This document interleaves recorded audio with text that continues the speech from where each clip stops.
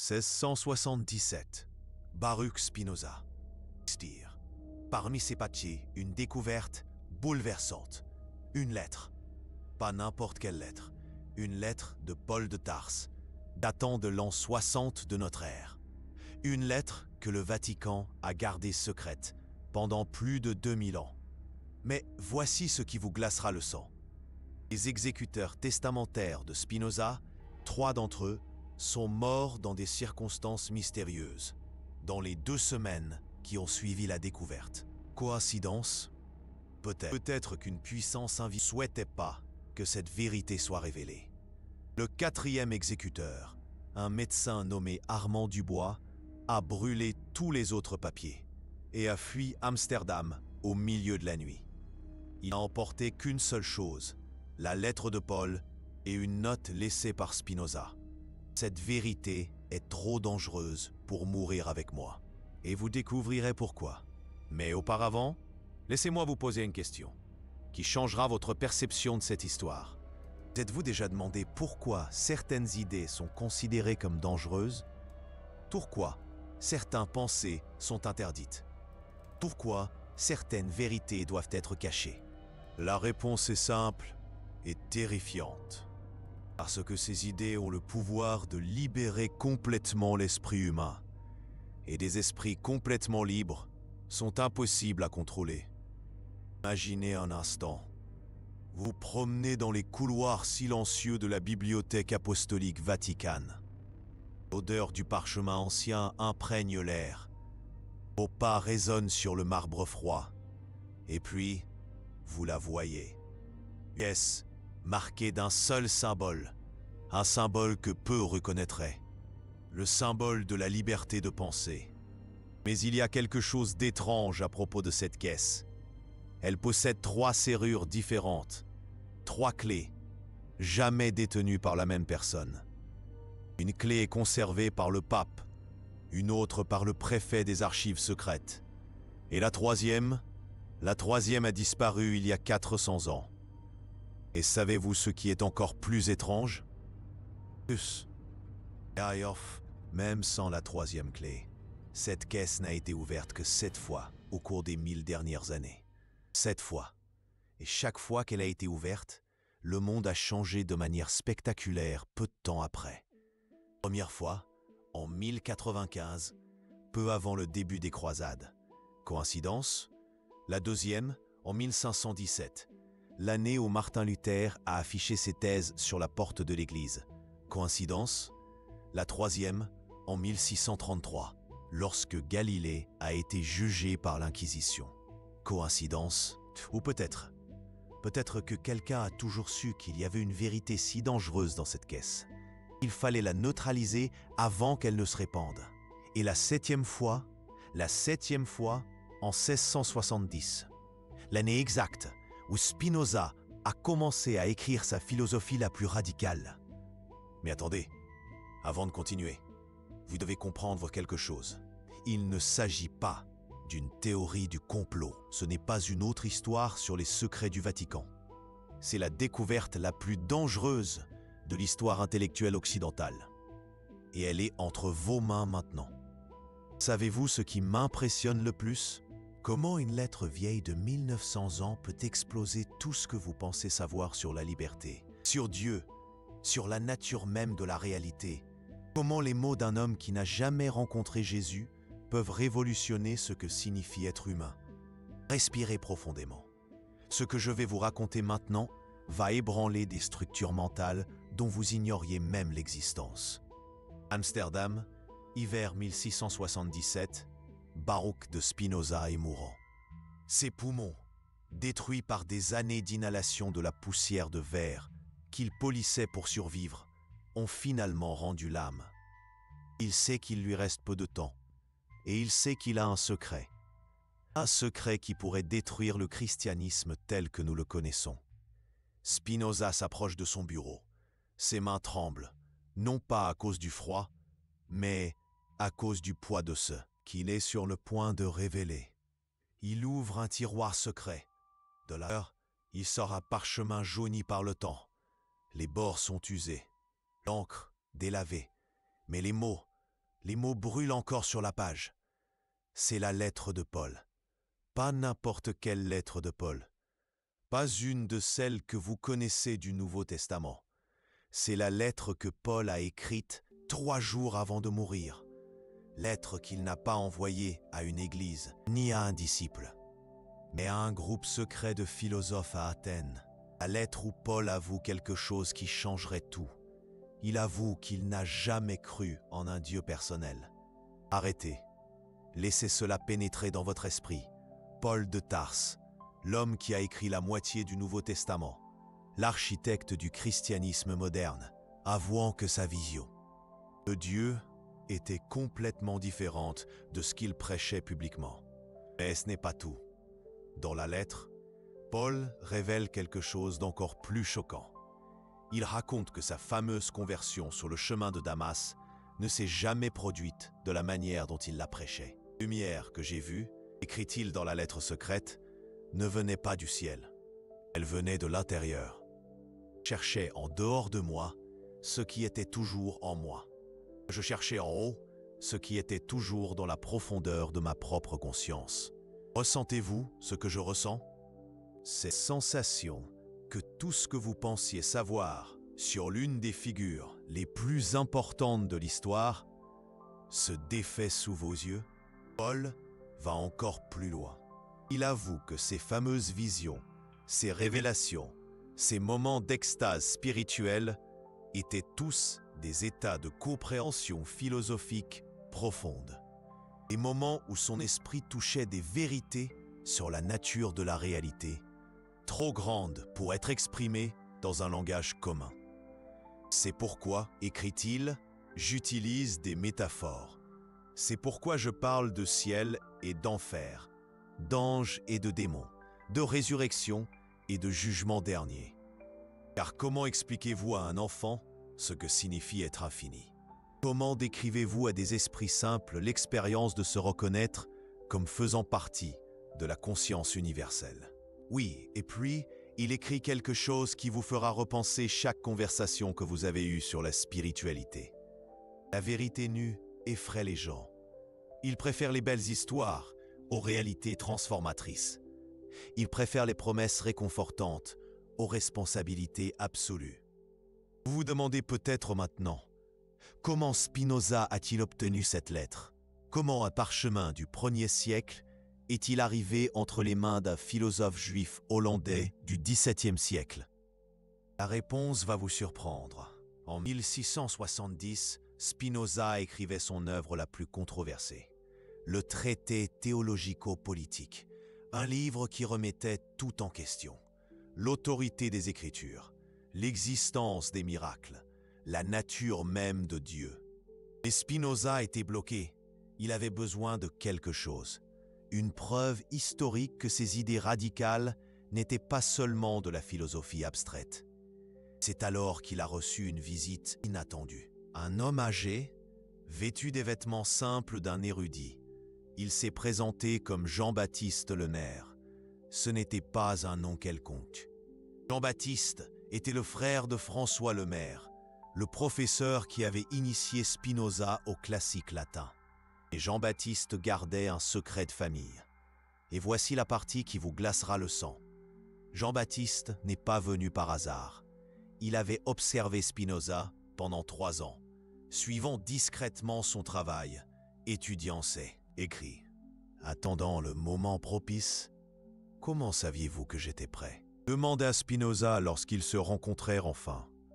Jean-Baptiste sourit, un sourire triste lourd de siècles de secrets. Vous posez les mêmes questions que mon ancêtre à Constantinople, les mêmes questions que Paul dans ses lettres secrètes, les mêmes questions que tous les véritables chercheurs se posent lorsqu'ils sont prêts pour la vérité totale. L'ancêtre, révéla Jean-Baptiste, n'était pas seulement un scribe. Il était membre d'un ordre secret existant depuis le 1er siècle. Un ordre dédié à la préservation des enseignements ésotériques des premiers chrétiens. Des enseignements délibérément exclus du canon officiel. Savez-vous pourquoi l'Empire romain a réellement adopté le christianisme? Demanda Jean-Baptiste à Spinoza. Ce ne fut pas par conversion spirituelle, mais par commodité politique. Ils réalisèrent qu'ils pouvaient utiliser la version populaire du christianisme pour contrôler les masses. Mais la version ésotérique, celle qui enseignait la liberté totale de conscience, devait être éliminée. C'est alors que Jean-Baptiste raconta à Spinoza le grand expurgatoire. En 325 et 450, des centaines de textes chrétiens furent systématiquement détruits. Non pas pour des hérésies théologiques, mais pour des hérésies politiques. Parce qu'ils enseignaient que chaque personne était son propre pape, son propre prophète, son propre Dieu. Mais certains d'entre nous, murmura Jean-Baptiste, ont réussi à sauver des fragments. Et nous avons transmis ces fragments de génération en génération, attendant le moment propice, attendant quelqu'un d'assez courageux pour les rendre publics à nouveau. Son ancêtre, 4 siècles auparavant, avait été l'un des derniers gardiens de cette tradition à Constantinople. Et avant de mourir, cet ancêtre avait fait passer quelque chose en Occident. Une collection de documents que l'Église romaine ne devait jamais voir. Des documents prouvant que le christianisme ésotérique n'était pas une aberration. C'était la forme originale, le contenu de Jésus qui enseignait réellement à ses disciples les plus proches. Parmi ces documents se trouvait la lettre de Paul. Mais pas seulement. Il y avait aussi des fragments de lettres de Marie-Madeleine, des extraits d'enseignements secrets de Jean, et quelque chose d'encore plus explosif, des notes personnelles de Jésus, écrites de sa propre main. Des notes montrant que Jésus ne se voyait pas comme le Fils unique de Dieu, mais comme un exemple de ce que tous les êtres humains pourraient devenir lorsqu'ils s'éveilleraient à leur propre divinité intérieure. Jean-Baptiste tendit le parchemin à Spinoza. Ses mains tremblaient. « Ceci, dit-il, va changer le monde, ou va nous tuer. » Parchemin, avec un soin révérencieux. L'écriture grecque était encore lisible, malgré les siècles, et tandis qu'il lisait, ses yeux s'écarquillaient. Non pas de surprise, de reconnaissance. Paul décrivait exactement ce que Spinoza avait conclu à propos de Dieu. Il y avait quelque chose de plus, quelque chose qui fit que Spinoza interrompit sa lecture et regarda Jean-Baptiste avec une expression d'étonnement absolu. « Ce parchemin, murmura Spinoza, contient des annotations dans les marges, des annotations en latin, des annotations qui semblent être les miennes. » Jean-Baptiste acquiesça gravement. « Ce ne sont pas les vôtres. Elles sont d'un autre homme qui a trouvé ces mêmes vérités. Un homme qui a vécu 1000 ans après Paul, mais qui est arrivé aux mêmes conclusions. Un philosophe arabe nommé Averroès, et puis Jean-Baptiste révéla quelque chose qui faillit faire défaillir Spinoza. La lettre de Paul n'avait pas seulement influencé Spinoza. Elle avait été étudiée secrètement par certains des plus grands penseurs de l'histoire. Averroès, Maïmonide, Giordano Bruno. Chacun d'eux avait eu accès à ces enseignements. Chacun d'eux avait développé des philosophies qui faisaient écho aux idées secrètes de Paul. Et tous avaient été persécutés, exilés ou exécutés pour cela. Maintenant vous comprenez, dit Jean-Baptiste, pourquoi cette sagesse a toujours été transmise en secret. Pourquoi Paul n'a jamais pu l'enseigner publiquement. Parce qu'elle est incompatible, basée sur l'autorité externe. Ça retourna à la lettre. Ses mains tremblaient non seulement d'émotion, mais d'une sensation étrange, comme s'il lisait ses propres mots écrits par une autre personne dans un autre siècle. Chers amis philosophes, commençait la lettre. L'an de mon départ est arrivé. Avant de quitter ce monde, jamais pu dire publiquement le Dieu que je prêche aux foules, pas le Dieu en lequel je crois. Sentez-vous sensation que tout ce que vous pensiez savoir est en train de se défaire. C'est exactement la sensation que Spinoza eut à ce moment-là. Paul continuait dans la lettre. Dieu n'est pas une personne qui intervient dans le monde. Dieu n'est pas un roi céleste qui nous observe et nous juge. Dieu est la nature même. Dieu est la force qui meut toutes choses. Dieu est l'essence de tout ce qui existe. Spinoza laissa tomber le parchemin. Ses mains tremblaient, car là, écrit il y a 1600 ans, se trouvait l'essence de sa philosophie. L'idée qu'il pensait révolutionnairement nouvelle. L'idée que Dieu et la nature sont la même chose. Deus sive natura, comme il écrirait plus tard. Dieu ou nature. Et Paul y était arrivé le premier. Et il y avait plus. Beaucoup plus. La liberté, écrivait Paul, ne vient pas de l'obéissance à des lois externes. La liberté vient de la connaissance. De notre propre nature. Lorsque nous comprenons que nous faisons partie de cette force divine qui imprègne tout, lorsque nous comprenons que notre esprit est une étincelle de l'esprit infini, alors nous devenons véritablement libres. Spinoza se sentait comme s'il regardait dans un miroir temporel, comme si Paul lui parlait directement à travers les siècles. Mais ensuite, il lut quelque chose qui le fit s'arrêter complètement. Et c'est pourquoi, disait la lettre, je dois prêcher une double vérité. Pour les masses, qui ont besoin d'espoir et de peur pour se conduire, je prêche un Dieu personnel qui récompense et punit. Mais pour vous, qui pouvez supporter la vérité, je révèle que nous sommes tous des dieux. Le silence emplissait la chambre de Spinoza, un silence si profond qu'il percevait le battement de son propre cœur, car il venait de faire une découverte. Il n'était pas seul dans l'histoire. Sa philosophie radicale possédait un précurseur, le fondateur même du christianisme. Mais il avait aussi découvert quelque chose de terrible. Paul mentait délibérément, prêchant une chose en public et en croyant une autre en privé. Et voici la partie qui vous fera remettre en question tout sur le leadership spirituel. Paul justifie ce mensonge d'une manière à la fois géniale et troublante. Vous me demanderez, poursuit la lettre, comment puis-je prêcher ce que je ne crois pas? Comment puis-je donner des espoirs que je sais illusoires? Comment puis-je promettre un ciel que je sais n'être qu'une métaphore? Bien, et je réponds, parce que la vérité tue plus qu'elle ne sauve. La vérité que nous sommes entièrement responsables de notre propre salut, qu'il n'y a personne pour nous sauver, que nous sommes nous-mêmes les créateurs de notre paradis ou de notre enfer. Cette vérité écraserait la plupart des gens. Paul révèle alors quelque chose qui changerait à jamais la façon dont Spinoza voyait la nature humaine.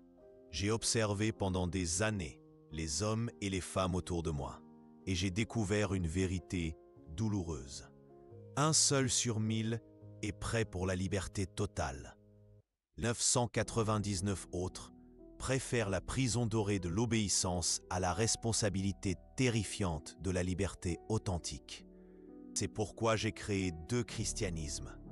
Un pour les 999, basé sur la foi, l'espoir et la charité, et un autre pour le seul privilégié basé sur la connaissance, le courage et la responsabilité totale.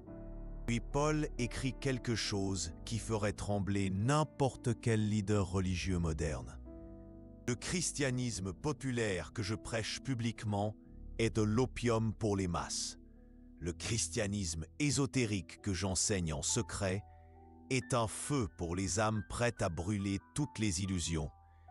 Spinoza laissa tomber le parchemin. Ses mains tremblaient, car là, écrit il y a 1600 ans, se trouvait non seulement l'essence de sa philosophie, mais aussi la justification de quelque chose qu'il avait envisagé faire.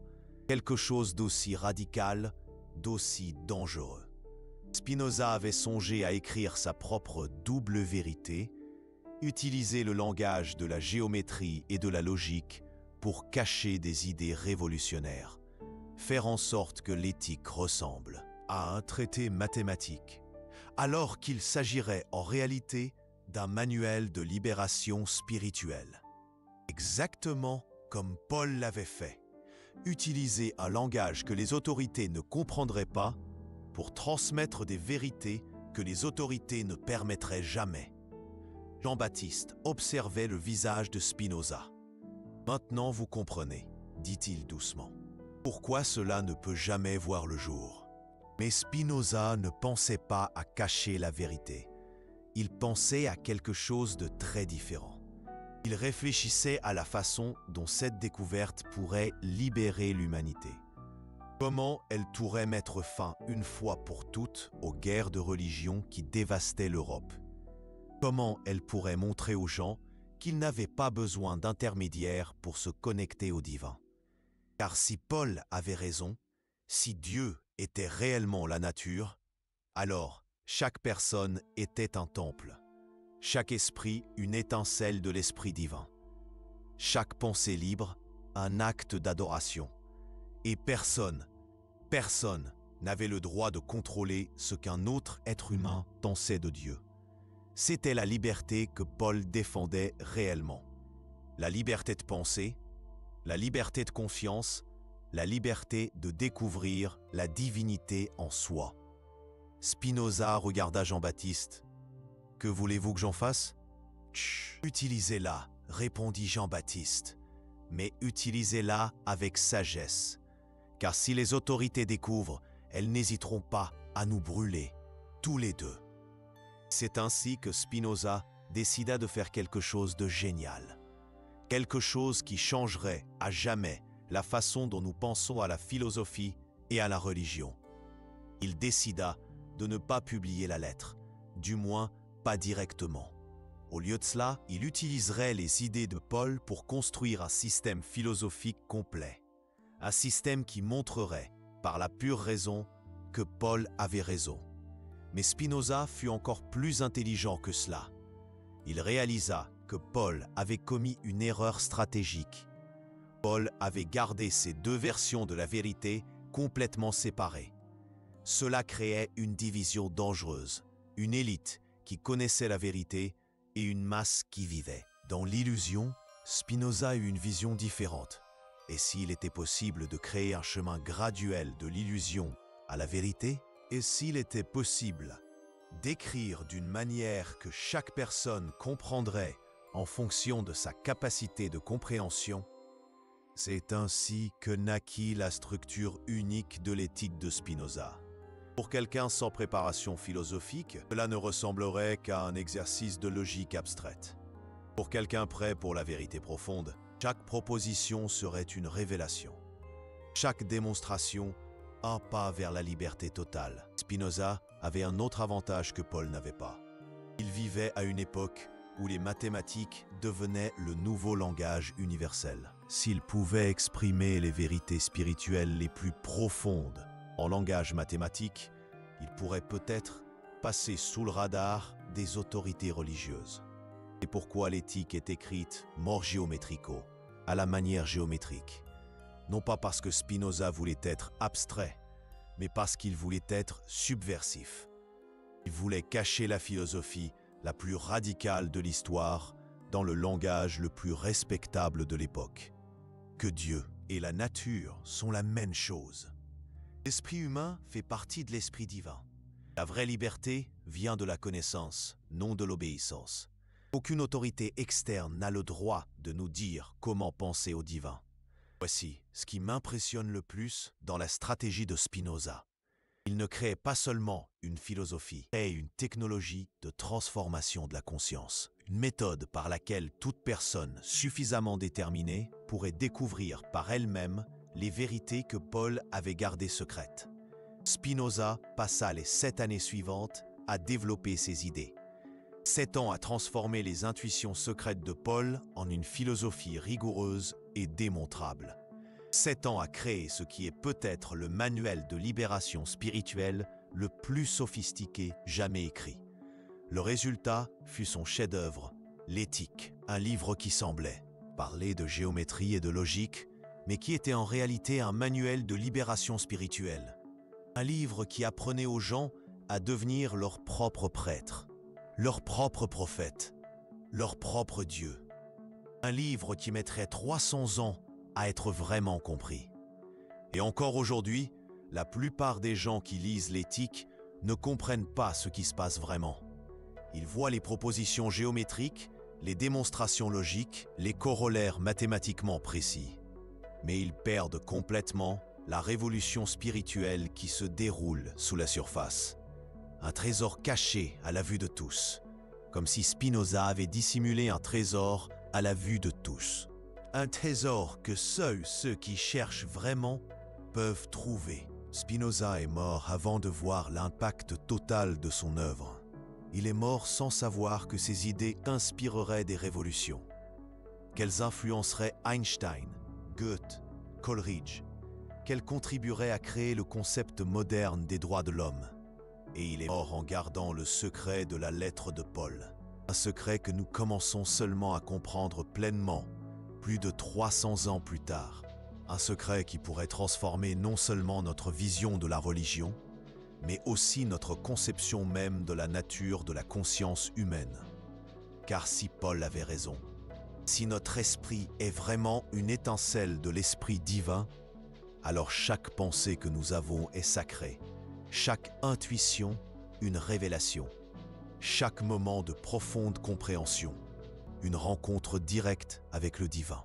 Et cela signifie que vous qui écoutez ceci maintenant, vous avez un accès direct à la même vérité que Paul a découverte, à la même liberté que Spinoza a défendue, à la même divinité qui imprègne tout ce qui existe.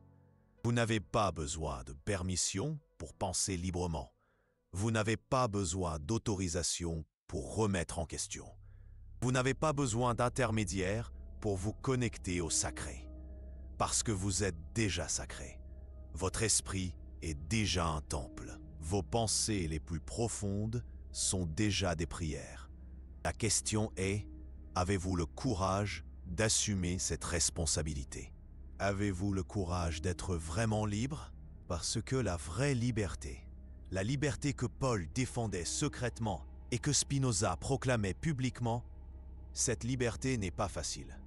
Elle exige que vous pensiez par vous-même, que vous remettiez tout en question, que vous assumiez la responsabilité totale de votre propre vie spirituelle. Mais elle offre aussi quelque chose qu'aucune religion organisée ne peut offrir. Elle offre la possibilité de devenir tout ce que vous pouvez être, de découvrir et d'exprimer votre propre nature divine unique, de contribuer à quelque chose de complètement original au grand projet de l'existence.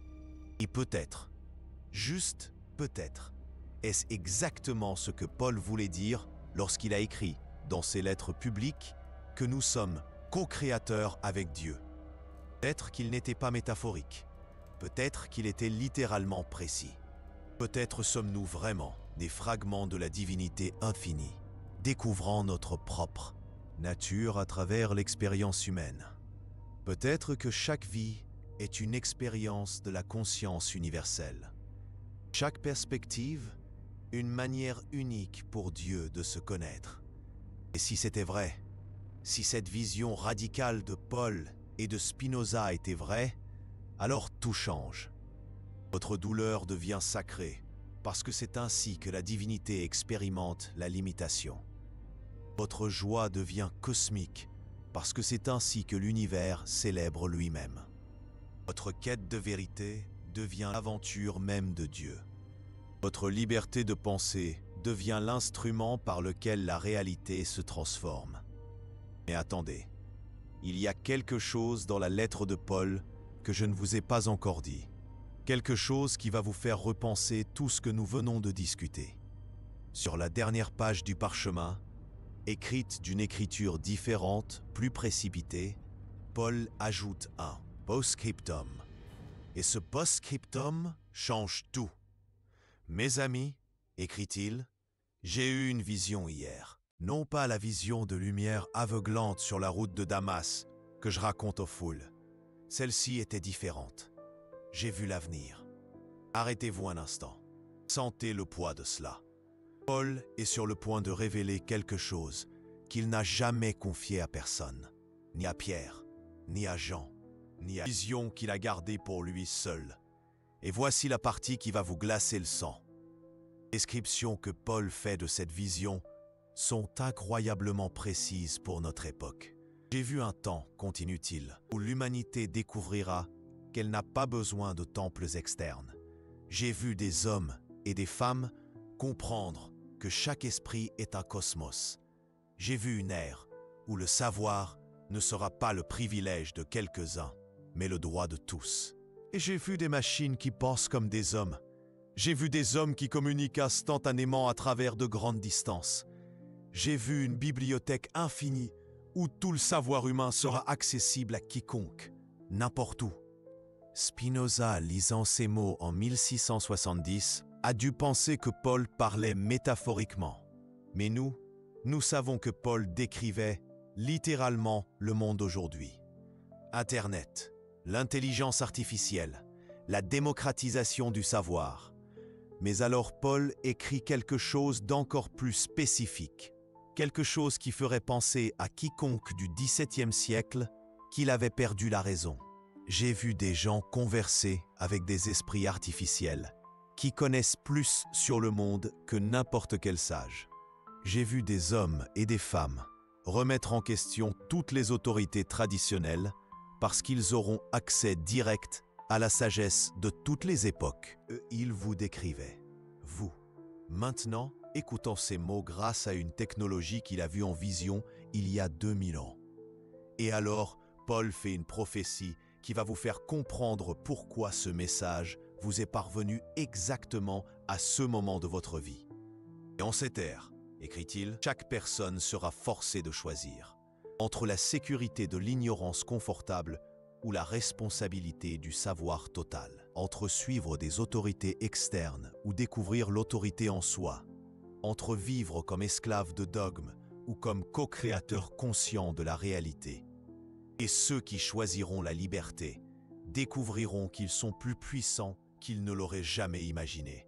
Découvriront que leurs pensées façonnent le monde, que leurs croyances créent leur expérience, que leur conscience est littéralement la force par laquelle l'univers se transforme.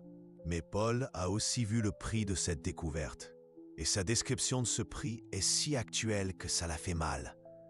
Et j'ai aussi vu le prix de cette liberté.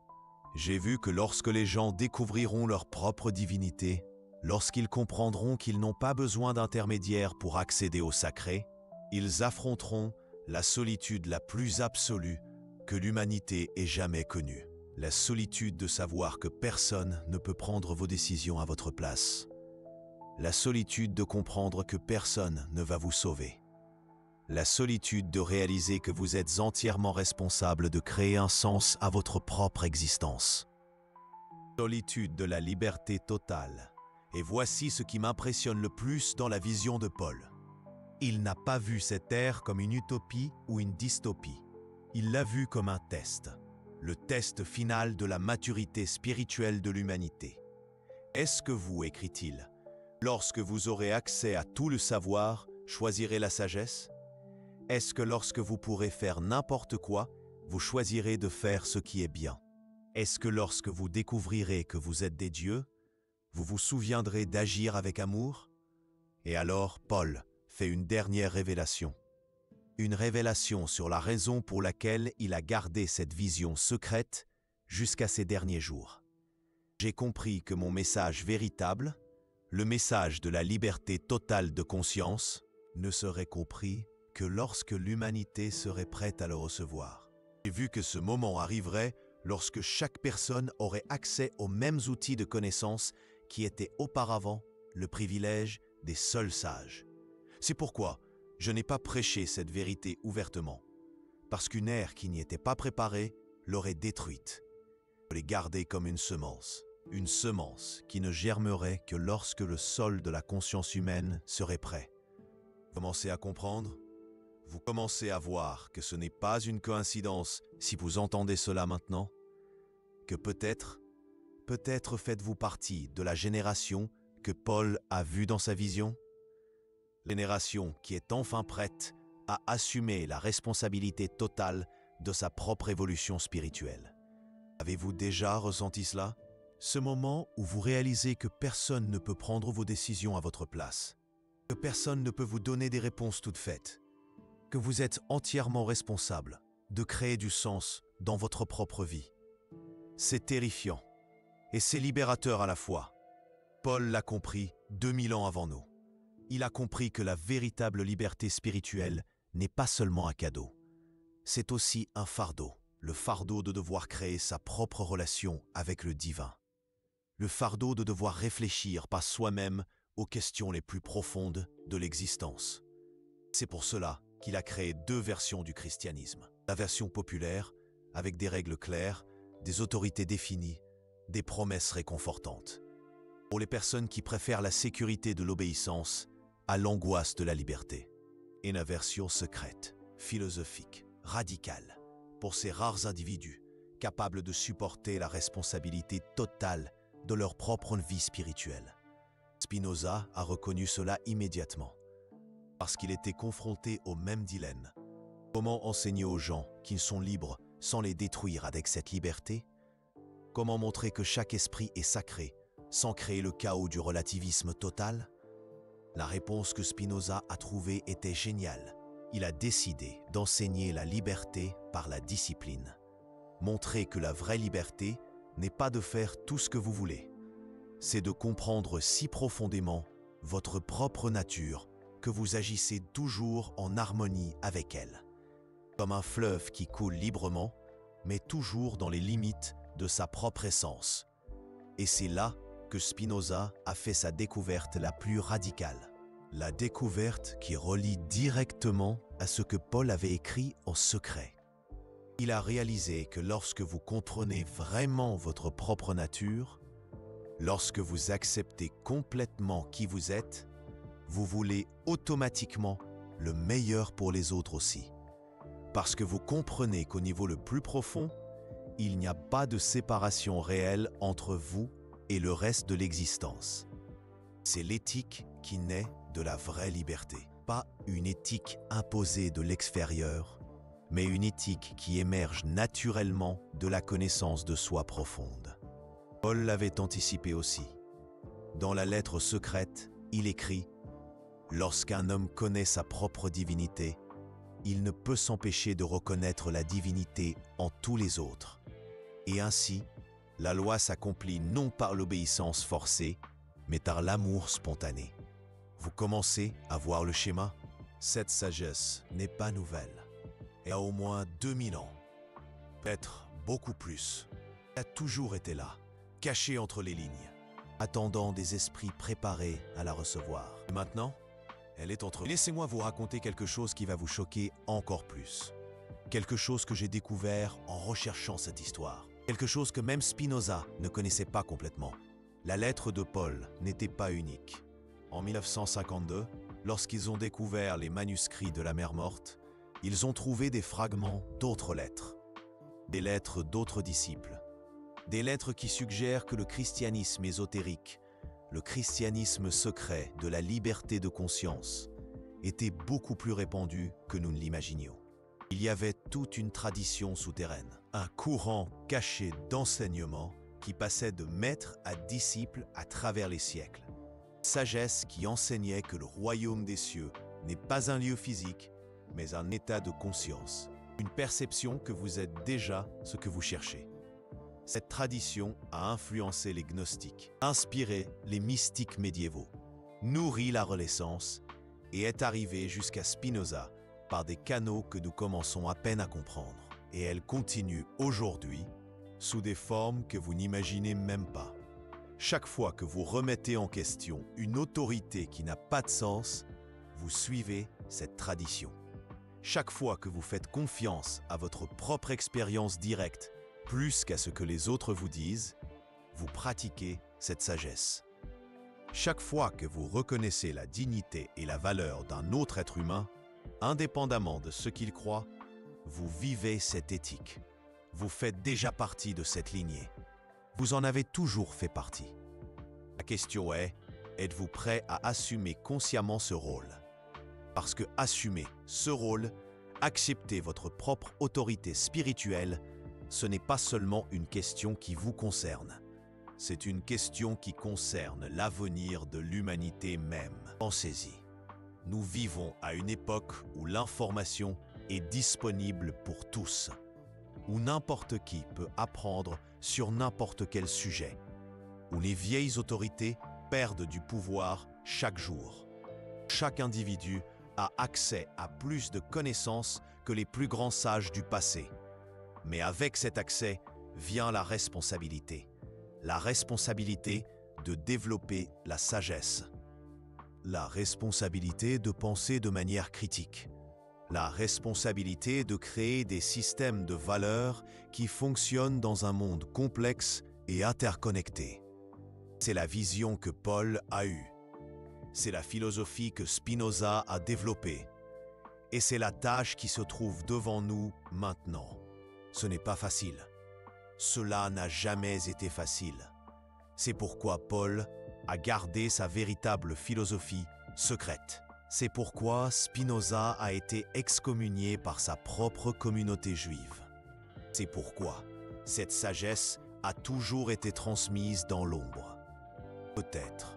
Peut-être seulement, notre époque est-elle différente. Peut-être avons-nous enfin atteint le point que Paul a entrevu dans sa vision. Le point où l'humanité est prête à assumer la responsabilité de la liberté totale. Et si c'était vrai, si nous étions vraiment à ce moment historique, alors chacun de nous a un rôle crucial à jouer. Votre rôle n'est pas de convertir qui que ce soit. Ce n'est pas de convaincre qui que ce soit. Ce n'est pas d'imposer vos idées à qui que ce soit.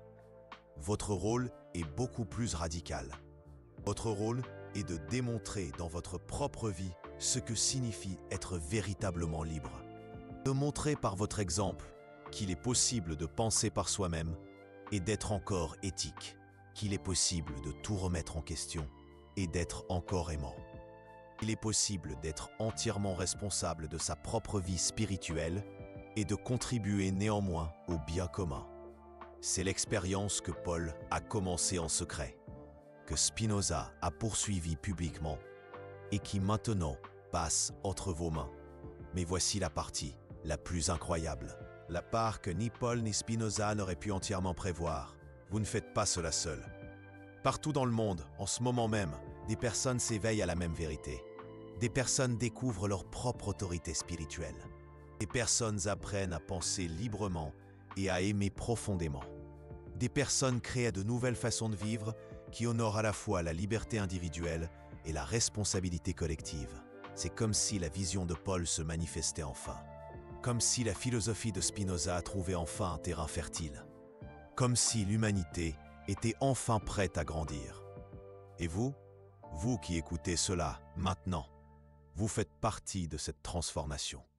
Que vous le sachiez ou non, que vous l'acceptiez ou non, la question est, comment allez-vous utiliser cette information? Comment allez-vous intégrer cette sagesse dans votre vie quotidienne? Comment allez-vous honorer la lignée secrète des chercheurs de vérité qui a transmis cette connaissance jusqu'à vous? Peut-être commencerez-vous simplement en faisant plus confiance à vos propres intuitions. Peut-être cesserez-vous de rechercher l'approbation extérieure pour vos intuitions les plus profondes. Peut-être commencerez-vous à remettre en question avec plus de courage les autorités qui n'ont aucun sens. Ou peut-être ferez-vous quelque chose de plus radical. Peut-être commencerez-vous à vivre comme si vous étiez vraiment libre, comme si vos pensées étaient vraiment sacrées, comme si votre quête de vérité était vraiment une forme d'adoration. Car c'est ce que Paul et Spinoza enseignaient vraiment, que la recherche sincère de la vérité est la plus haute forme de vie spirituelle, que le questionnement honnête est plus sacré que l'obéissance aveugle, que la liberté de conscience est le fondement de toute dignité humaine, et que vous avez le droit et la responsabilité de découvrir par vous-même ce que signifie être vivant dans cet univers extraordinaire. Laissez-moi vous raconter quelque chose qui rendra tout cela encore plus réel. Quelque chose que j'ai découvert lorsque j'ai commencé à vivre vraiment selon ces principes. Lorsque vous cessez de rechercher l'approbation extérieure pour vos intuitions les plus profondes, quelque chose d'étrange se produit. Vous commencez à réaliser que vos intuitions sont beaucoup plus précises que vous ne l'imaginiez. Comme si en supprimant le bruit des opinions extérieures, vous réussissiez enfin à vous syntoniser sur la fréquence de votre propre sagesse intérieure. Lorsque vous commencez à remettre en question les autorités qui n'ont aucun sens, vous découvrez que beaucoup d'entre elles n'ont de pouvoir que parce que les gens ont peur de penser par eux-mêmes. Lorsque vous supprimez cette peur, l'autorité se dissout simplement. Lorsque vous assumez la pleine responsabilité de votre vie spirituelle, vous découvrez que vous êtes plus capable de créer du sens et un but que n'importe quel système extérieur ne pourrait jamais vous offrir.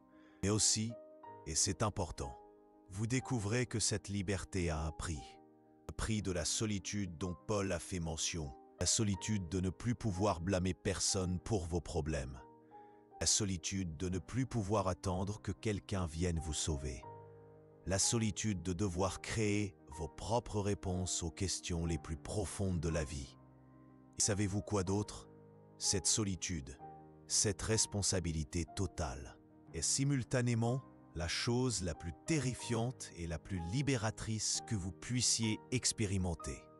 Terrifiante parce qu'elle supprime toutes les béquilles psychologiques que vous utilisiez pour éviter de faire face à la réalité de qui vous êtes vraiment. Libératrice parce qu'elle vous montre que vous êtes infiniment plus capable, plus créatif, plus puissant que n'importe quel système de croyance extérieur ne vous a jamais permis de découvrir. La lettre secrète de Paul se termine par une prière. Non pas une prière demandant des choses, une prière exprimant la gratitude. La gratitude pour l'occasion de participer consciemment au grand mystère de l'existence. Il y a aussi une dernière instruction. L'instruction que Paul donne à toute personne qui arriverait à lire ces mots.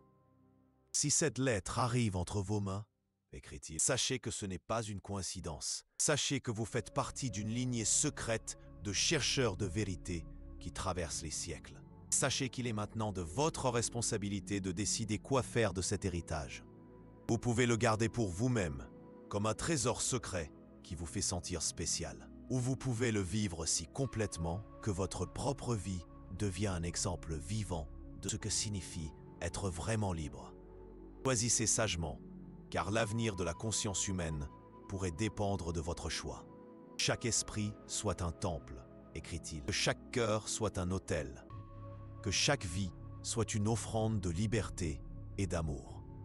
Spinoza, en lisant ces mots, a dû sentir qu'il recevait une bénédiction à travers les siècles. Une bénédiction qui vous est maintenant transmise. Et voici la partie la plus incroyable de toute cette histoire. La partie que ni Paul ni Spinoza n'auraient pu imaginer complètement. Vivez à une époque où ces idées peuvent enfin être testées à l'échelle mondiale, où des millions de personnes découvrent simultanément qu'elles ont accès directement à la sagesse qui était autrefois le privilège de quelques-uns, où la technologie démocratise non seulement l'information, mais la transformation.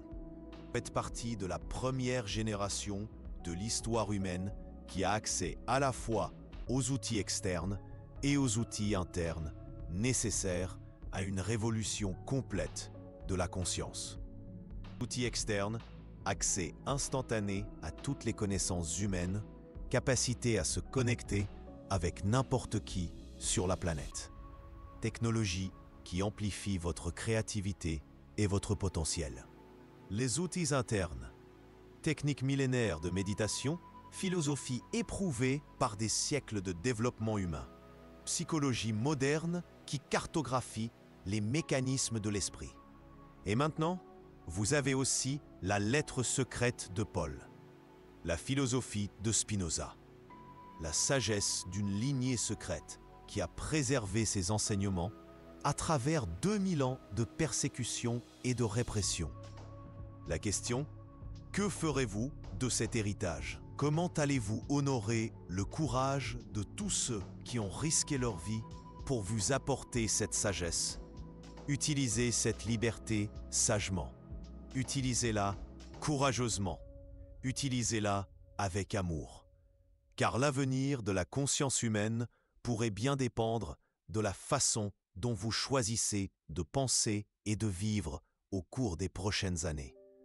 Et peut-être, peut-être, lorsque vous aurez pleinement accepté votre propre autorité spirituelle, lorsque vous cesserez de chercher à l'extérieur et commencerez à trouver à l'intérieur, lorsque vous vous rendrez compte que vous avez toujours été libre, toujours sacré, toujours partie de la grande aventure de la conscience se découvrant elle-même.